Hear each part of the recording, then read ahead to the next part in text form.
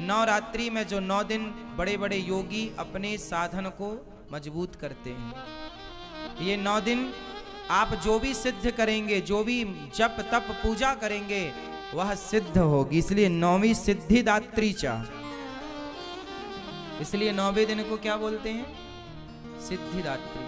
मतलब हर कार्य की सिद्धि देने वाली। प्रथमम शैलपुत्री हैं तो दूसरी 9वीं सिद्धिदात्री, सिद्धि की प्राप्ति। इसलिए कोई भी आप पाठ माला जपते हो ना, इन 9 दिनों में खूब बढ़िया से माला जपना, भगवान का खूब स्मरण करना, ज्यादा से ज्यादा भगवान नाम जप, गुरु मंत्र का जाप ज्यादा करो, भगवान का चिंतन ज्यादा करो। इन 9 दिनों में, ये 9 दिन विशेष दिन माने जाते हैं, सामान्य दिन नहीं है। इन 9 दिनों में किया गया जप तप कई गुना फलदायी होता है, किया गया अनुष्ठान सिद्ध होता है, सिद्धि मिलती है। बड़े बड़े लोग जो समझदार ज्ञानी विज्ञानी जन हैं, इन दिनों में राम रक्षा स्तोत्र में ही लिखा हुआ है कि नवरात्रि में 9 दिन जो इस स्तोत्र का पाठ कर लेता है वो सिद्ध हो जाता है तरीके से। मतलब कोई भी शुभ कार्य किया जाए तो वो सिद्धि को प्रदान करने वाला होता है। नवरात्रि है मतलब अपनी माँ की सेवा कीजिए, अपनी कर्तव्यों को, अपनी जिम्मेदारियों को पूरा कीजिए। कहने का तात्पर्य ये है, ये जो नवरात्रि का पावन पर्व है, ये माँ भगवती का पर्व है। और माँ भगवती कौन है? आपकी माँ, माँ की सेवा। तो आप माँ की सेवा आप लोग भी करें, अपनी माँ की आरती उतारें, अपनी माँ की चरण वंदना करें, माँ की सेवा करें। और माँ की सेवा के बाद समय बचे तो माता जी घर में पधराओ, माता जी की सेवा करो। माता तो माता रूप है, कोई भी रूप में माता की पूजा हो सकती, पर हमारे गौरी गोपाल आश्रम में तो यही माँ है और यही इन्हीं की पूजा होती है, इन्हीं की सेवा होती है। हमारे लिए तो यही दुर्गा है, यही काली है, यही शैलपुत्री है, यही सिद्धिदात्री है। तो आज यहाँ गौरी गोपाल आश्रम में इन माँओं की पूजा, इन माँओं की सेवा, इन माँओं की वंदना की गई। हर प्रकार से माँ को खुश रखिएगा, माँ को प्रसन्न रखिएगा। माँओं की खुशी, माँओं की प्रसन्नता ही हम बच्चों की खुशी और प्रसन्नता होनी चाहिए। क्यों? कहीं भी आपकी माँ यदि आपसे दूर है तो फोन पर ही, मोबाइल पर ही अपनी माँ को प्रणाम कहिएगा, और जब पहुंचिएगा घर अपनी माँ के पास तब माँ की आरती उतारिएगा, तब माँ को प्रणाम कीजिएगा, तब माँ के चरण धोइएगा, पर धोइएगा जरूर।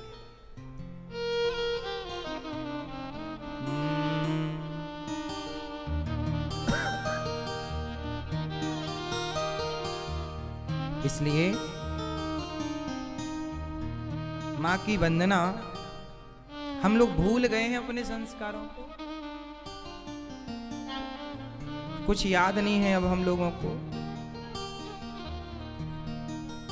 इसलिए कौन कौन मेरी बात से सहमत हैं कि आज से हम अपनी माँ को आरती उतारेंगे, उनको माला पहनाएंगे, उनकी सेवा करेंगे, उनको खुश रखेंगे? करेंगे ना? माँ बाप की पूजा ही कर लो साहब। दुर्गा मैया तो बहुत खुश हैं। दुर्गा माँ उनसे ज्यादा प्रसन्न होती हैं जो अपनी माँ को, अपने पिता को खुश रखते हैं।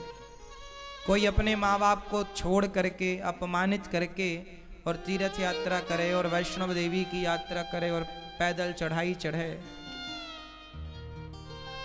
आज विडंबना देखिए ना, एक बेटा वैष्णव देवी की यात्रा करने गया। मैंने सुना है वैष्णव देवी की यात्रा बड़ी लंबी है और पैदल चढ़ाई चढ़नी पड़ती है। कई किलोमीटर ऊपर वो पैदल चढ़ करके गया, वहां पहुंच गया माता जी के दरबार में, चरणों में। लेकिन उसकी माँ उसकी गली के दूसरी गली में रहती है, वो अपनी माँ से मिलने सालों साल नहीं जाता। जो माँ उसे जन्म देने वाली है, जो उसकी गली में रहती है पास में, उससे मिलने सालों साल तक नहीं जाता। और वैष्णव देवी की यात्रा में लंबी चढ़ाई चढ़ के जाता है। जाना बुरा थोड़ी है, माँ भगवती का दर्शन करना अच्छी बात है, लेकिन एक बात बताओ कि वो जो जगत जननी जगदम्बा बैठी हैं दुर्गा, वहाँ वैष्णव माता बैठी हैं, क्या वो ये नहीं देख रही हैं कि आप की जन्म देने वाली माँ के साथ आपका व्यवहार क्या है? आपकी रोटी की, आपके समय की उस माँ को कितनी आवश्यकता है? आप उस माँ को कितना समय दे रहे हैं? इसलिए हर घर में एक दुर्गा ऑलरेडी है। इसलिए आज जो माता जी आप लाएंगे उनकी तो पूजा आरती कीजिएगा, पर जो माता जी ने आपको लाया है इस धरती पर, उनकी भी आप पूजा आरती जरूर कीजिएगा। एक माता जी वो हैं जिन्हें आप लोग लाते हैं, और एक माता जी वो हैं जिसने आपको लाई है। तो आप जिसे लाते हैं उनकी तो आप पूजा आरती करते हैं, पर आपको जिस माँ ने लाया है संसार में, आप उससे भूल जाते हैं। क्यों जी, ऐसा हो रहा है? इसलिए आपको हम तो केवल आपके भाई के नाते, आपके दास सेवक के नाते, हम तो हर त्योहार आपको याद दिला देते हैं कि त्योहार आया भैया, इसे ऐसे ऐसे मनाओ, और हम मनाते हैं अपना, वैसे आपको समझा देते हैं ऐसे करो, है ना।